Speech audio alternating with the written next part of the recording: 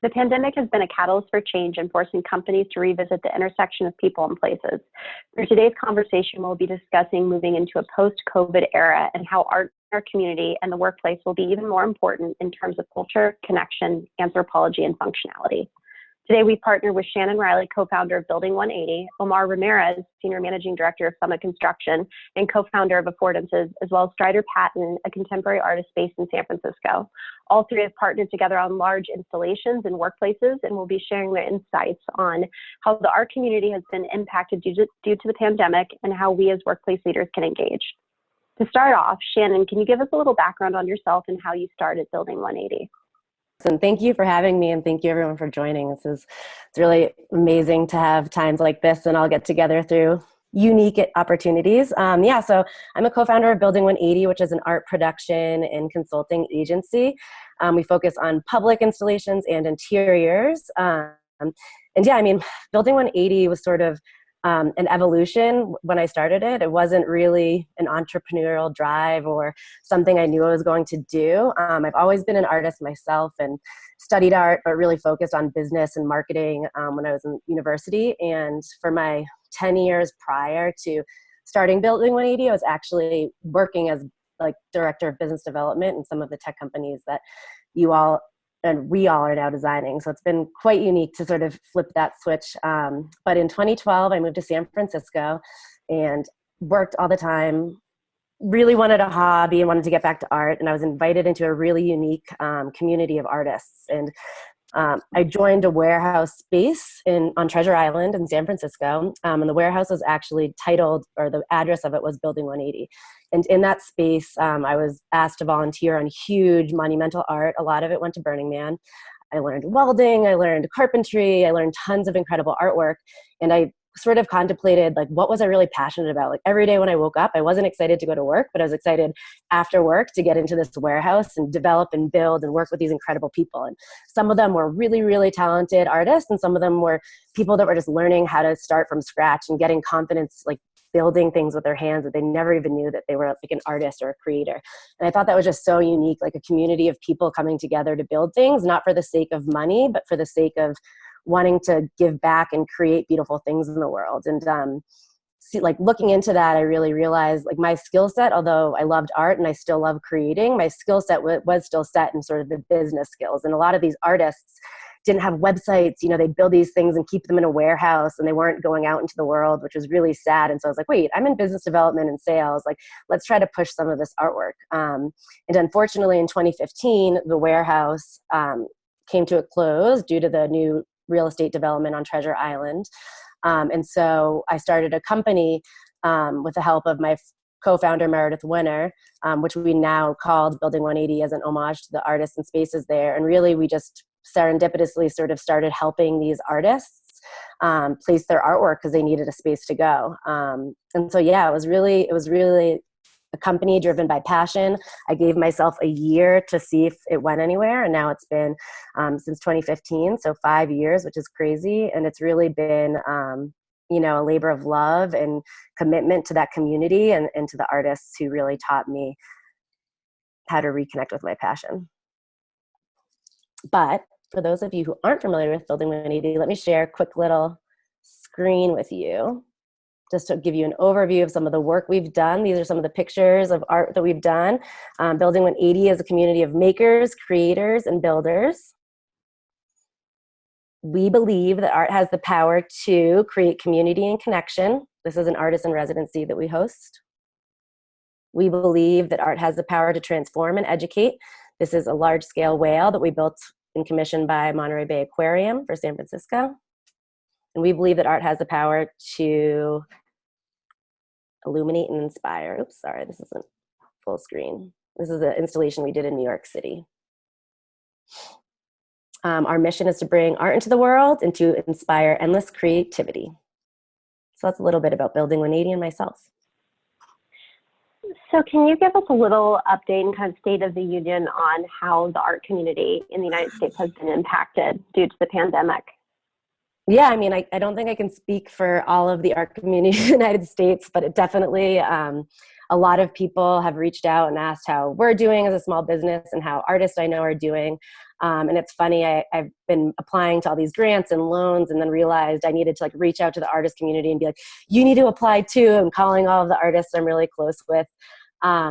And when doing those rounds of phone calls to a lot of the artists that we also help and manage, they seemed like a lot more calm than a lot of the other people that I spoke with. And I was trying to understand why.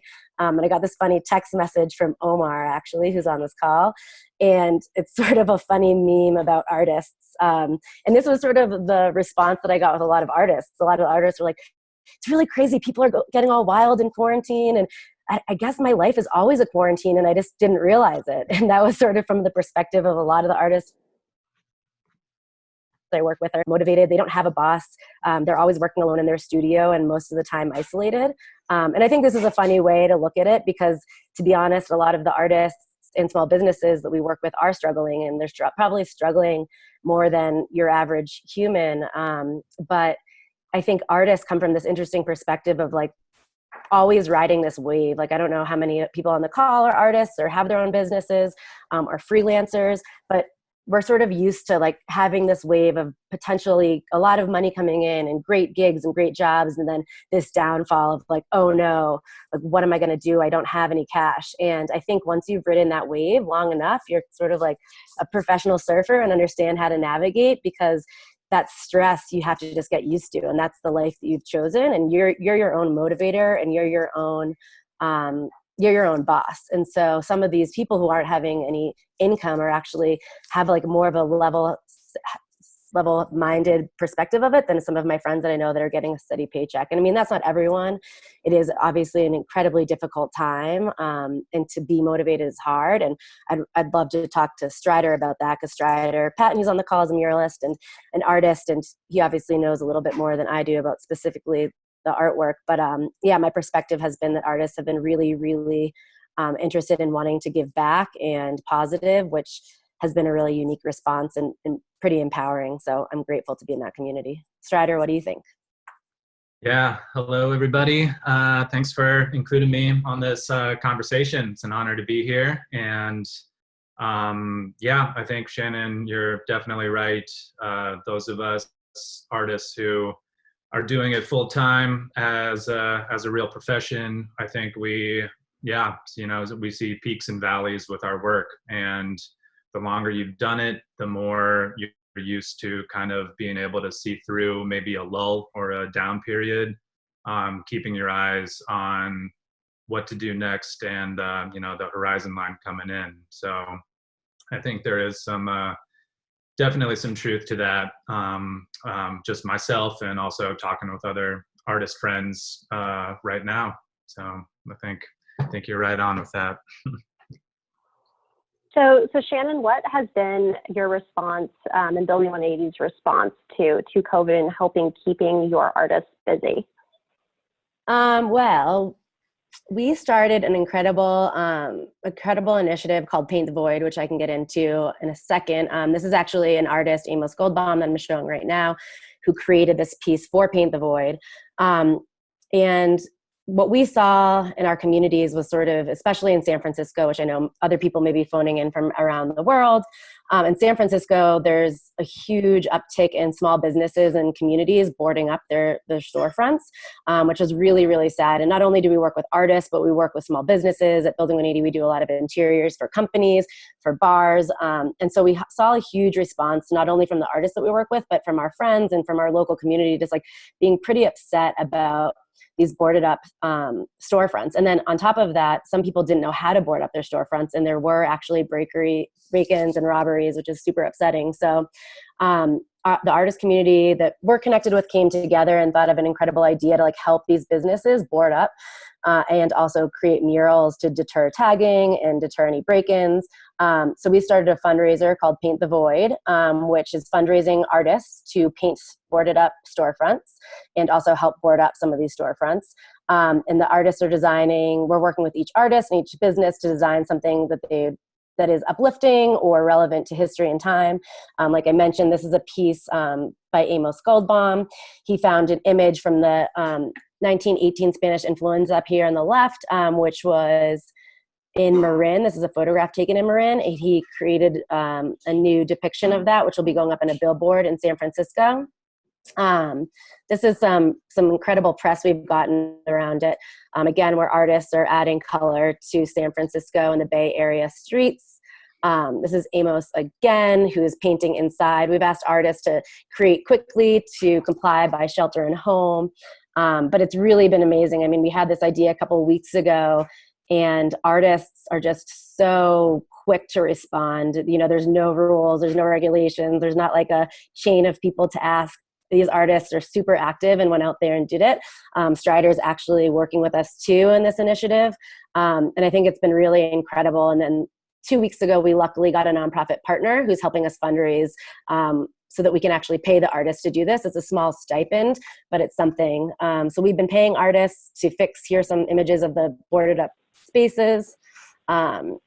Super upsetting, obviously. This is like all of the streets around the Bay Area, a lot of tagging, a lot of boards on, you know, the neighborhoods that we love. And so, yeah, we've just gone in and been able to recreate that. Like, this was a boarded up space, and now we had somebody actually yesterday make an article that says, like, our city is reblooming, you know, with this image of it, which I felt was really beautiful in wake of Earth Day and in wake of what's happening. But there is this response that artists can go out and can help. And I feel like we don't always tap into these communities, and we forget that there are people that are within our local neighborhoods that are active and able. And so, yeah, this has been one of our responses. It's been really exciting. We've gotten a lot of love from the community and from artists. So Strider, I know that you have a mural scheduled to go up in the next week, but I'm really interested in your background because it's not just public art and installation, it's also in anthropology. And can you describe how Paint the Void and this program, in your opinion, is kind of critical for not only getting back, but helping us document this time from kind of an anthropology perspective? Yeah, absolutely. So yeah, I am a third generation self-taught artist. My grandpa and dad passed on some painting and some sculpture to me. I grew up in my dad's studio, just learning how to use my hands, how to interpret ideas and concepts into physical form. But yeah, I was always self-taught with art. And when it came to college and education, I found myself gravitating towards cultural anthropology. And that's what ultimately brought me out here to the Bay Area in 2012 as well, Shannon. I came out here for grad school. And out here is kind of where I got to weave together my art practice and also my education in anthropology. And so I focused a lot of my studies and artwork on the intersections of public space, community representation, culture. And I really got to kind of hone my skills as an artist. And then it probably took a few years before I went, kind of took art full time as a professional. And I've been involved with all kinds of different community-driven projects, education projects, and also what brought me into working with Building 180 and also Omar is doing larger interior spaces with murals, sculptures, and installation. And what I really love about what Shannon and Building 180 is doing right now with Paint the Void is that, because I come from a background of doing street art, and so I really developed my art practice in public space and then kind of rolled and reverse engineered into doing more studio work and interior work. So with the boarded up storefronts, it's very sad. It's just a blatant reminder for those of us who are out there about the struggle and the hardship happening right now. So I love the history of street art. Street art is the biggest art movement in the history of the world. You go way back in time, art was very much reserved for the elite, the powerful, and the wealthy, existing in galleries, museums, and residences. And it wasn't until the 1960s that graffiti first exploded out of Philadelphia and New York, which then triggered a response by artists doing street art. And street art then just went completely global, transforming public spaces into beautiful, breathing in creative spaces and telling stories and documenting time.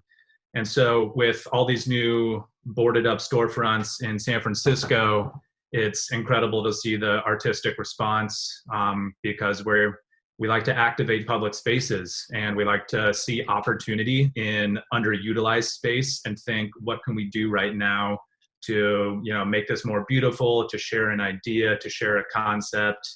And that's there's so much opportunity for this right now. And with everybody stuck at home and inside, it's just a really wonderful thing to see all these artists in San Francisco coming out with all this new wall space, really. San Francisco is a small city in terms of footprint and scale.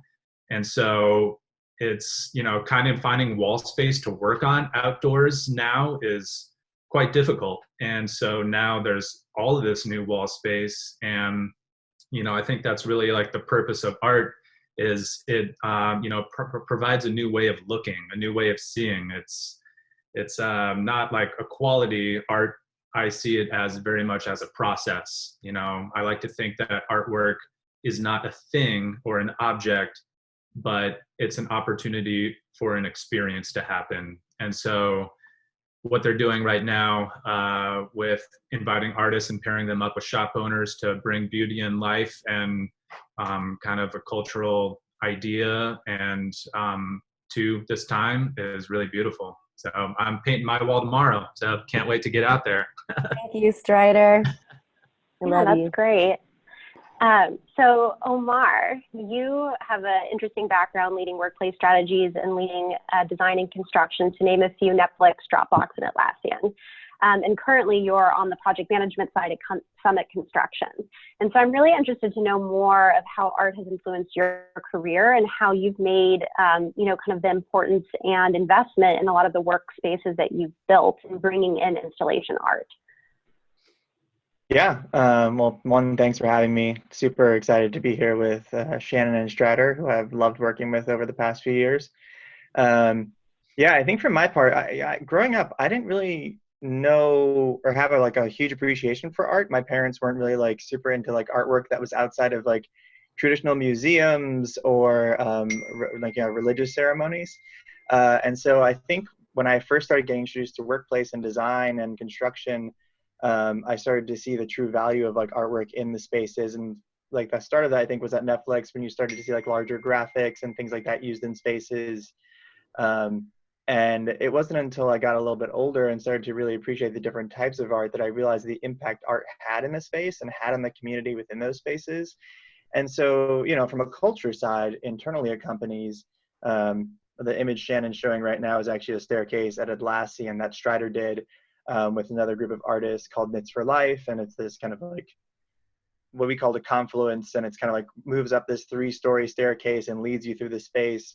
But what art does for the culture of a company internally is it gives something that is more authentic, I think more real, and allows people to connect with art from outside of the building in a way that you normally wouldn't do with super graphics or wallpaper or things of that nature, or reproductions for that matter. And I think that from a construction standpoint, what I kind of enjoy about it from project management standpoint is that it gives us the opportunity to work with clients and to help them give back to the community in a way. Costs, speaking about cost-wise from a construction standpoint, artwork by local artists is pretty much on par, if not a little bit less expensive than doing a super graphic or a green wall or things of that nature.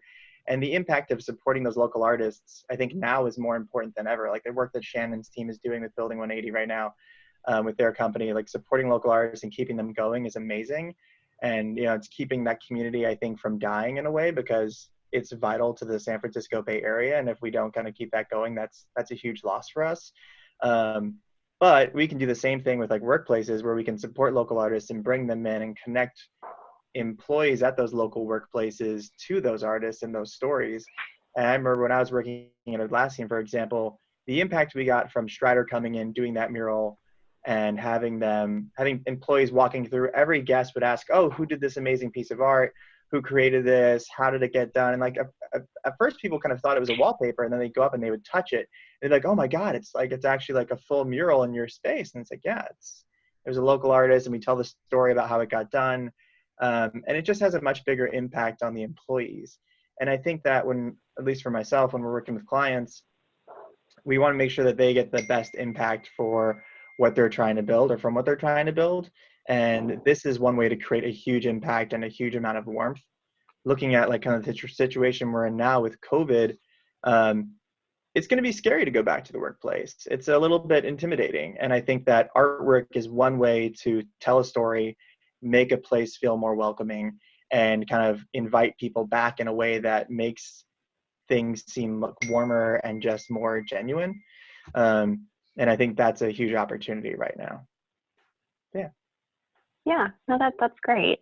So we're going to actually open it up now to questions if anyone has some. Hi, everybody. So, couple questions here. The first one is, have you given any thought to how you could handle social distancing cues or markers in an artful way? Yeah, so this is actually, so we were actually talking about this when we were having a call last night. There's actually a number of companies we've seen, and we were talking about this last night in the terms of graphic design, because graphic design is a form of art, and like delivering messages in a way that is not scary, but is humorous or maybe like playful, but can also get the point across of like what you're supposed to be doing, is art. I mean, Shannon, your example of the artist who was making the graphic of the picture from Marin from 1918, right? That's like a form of art, but also kind of graphic design, and you're delivering a message that is important, but in a playful way. And I think that is one of those things that is, a lot of people are kind of thinking about that. I don't know what you think about that, Shannon.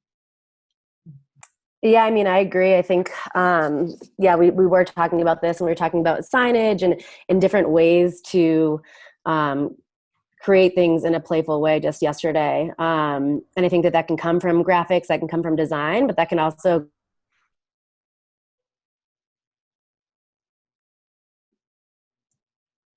Uh-oh. Oh, we lost Shannon. I think we lost Shannon for a minute there. Okay, well, that's how it goes sometimes. Let's go to the next question, maybe revisit that one. Yeah. So next question, how are artists paired with okay, this is for Shannon, so we'll wait on that one. Will the panels in the Paint the Void program be sold after they're taken down? That's a good question. Strider, do you happen to know the answer to that one? I do not know the answer to that. Yeah, I'm not sure what's intended for the panels after they're taken down. Can't help there. Yeah, I actually have a question for Strider, and kind of going back to how you work with Omar. Could you actually describe your process when working, with workplace leaders in doing installation art in their spaces? Sure.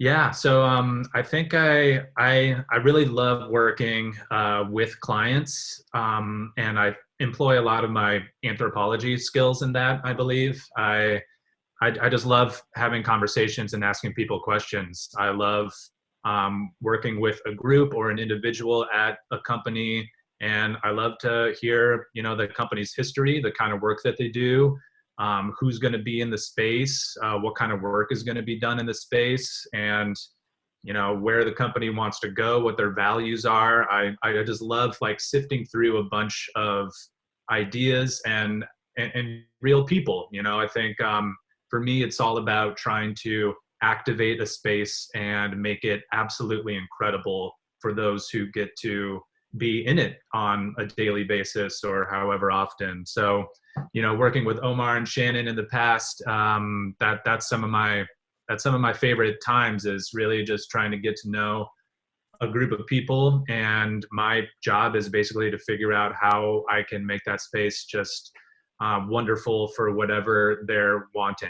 Some places want very active, bright, vibrant, exciting pieces, and some places want very subtle, calming, beautiful, like minimal pieces. And if I just had free reign in an empty space, I would do one thing. But it's always just such a treat to stand back at the end of a project and see this incredible piece that I would not have come up with the idea on my own, first off. So I really see my work and what I love doing it with, companies and interiors is really like collaboration. So I love, it all starts with conversation, and I go through several rounds of design iteration.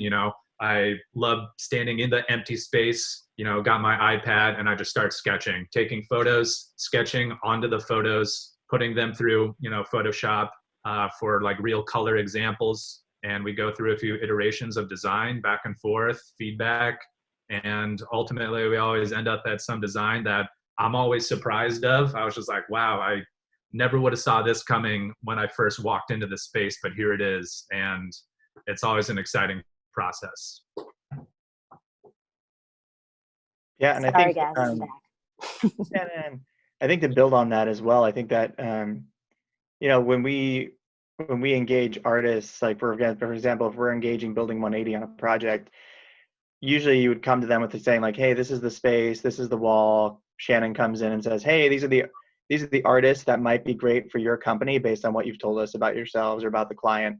Go through the artist, select an artist, it's Strider, and then you kind of go through that creative process with Strider. I think that, when I worked with Strider personally, I found it to be really, really engaging and interesting because he wanted to know so much about the company and so much information about the people there and like just how the space is going to be used, how people are going to flow through it, how people are going to interact with the art on a day-to-day basis. And I think you're right, Strider. It's like the collaborative process there is really interesting because you get to be pushed in ways, I think that, you push us in ways that, or the client in ways that like it are creative and collaborative. I think a good example of this is in one picture that Shannon put up. There were these kind of 3D pieces on that giant staircase mural, which Strider, I think during the process was like, yeah, he's like, I've never done this before, but I was thinking about doing this crazy 3D, like extrusion thing on top of the mural. So can we try that? And you're like, oh, okay, I guess we're going to try that. And it worked out. I know not all the time it doesn't work out, but it was actually really great. And I feel like the piece was more impactful because of that. Yeah. Yeah, I remember that. It was the interesting scaffolding set up in that huge, it was a 3-floor open stairwell. So a really incredible, large 40-foot high installation, and a mural was going in, and we're working with some string artists called Knits for Life. So they did some 3D string stretching, and yeah, just kind of a little bit off the cuff, but we have this idea to incorporate 3D paneling with some wood panels. And thank you, Omar, for being brave and allowing the the experiment to happen, and it just turned out absolutely amazing. So yeah, that was fun. Sorry, I'd love to show the image again, but I'm having some technical difficulties. It's okay, Shannon. If we could ask you one more question quickly, we've got like 1 or 2 minutes. Just since we lost you for a second, we had a couple more. One was, how are artists paired with locations, or are artists commissioned for certain locations, and how much creative liberty can an artist take on a blank canvas? And the other was, will the panels in the Paint the Void program be sold after they're taken down? Those are all great questions, and I think it depends on the business in terms of the creative license for the artist, but since it is more or less a donation, we're giving very small stipends compared to what an artist is normally paid. We're trying to ask the artist trying to give the artist all their creative liability they want and do a creative license. We are doing somewhat similar to what Omar said. We're finding a business and then presenting several artists that might fit their theme or something that's uplifting or something they want, and sort of doing that matchmaking in the background. And then Building 180 runs all of the project management, so we get insurance and all of those things. But yeah, it's sort of like a matchmaking. We want people to be happy. We want the artists to be happy because it's a donation, and we want the businesses to be happy. And then we're actually going back and forth about what we're going to do with the boards afterward. Artists have the right to own them. Businesses have wanted them. We've also had an outreach to different galleries about potentially doing an auction for more fundraising and a show. But we sort of, similar to how I started Building 180, we sort of just ran with this, and we're figuring it out as we go outside of the paperwork. We have all that down. But I think the next phase of it is something I'm very excited for. And Paint the Void is something that I'm also really reinvigorated by somewhat similar to what Strider was saying. It's getting art out in the streets. It's giving a nod to the street artists. And it's also a lot of community work, which is uplifting the business owners, working with local artists that can walk to each business to comply by shelter and home, and then really helping the community. So that's something that I'm super passionate about, and I'm really happy to get back out there and do. Great. Well, that's all the time we have today. So thank you for those who tuned in, and thank you to Shannon, Omar, and Strider for sharing the insights on the art community. So for more information on these workplace live chats, please visit insightsource.com. There's an Insights tab, and you can see the schedules and topics that we'll be moving forward. And in the meantime, I hope you stay safe, connected, and inspired. Thanks, everyone. Thank you.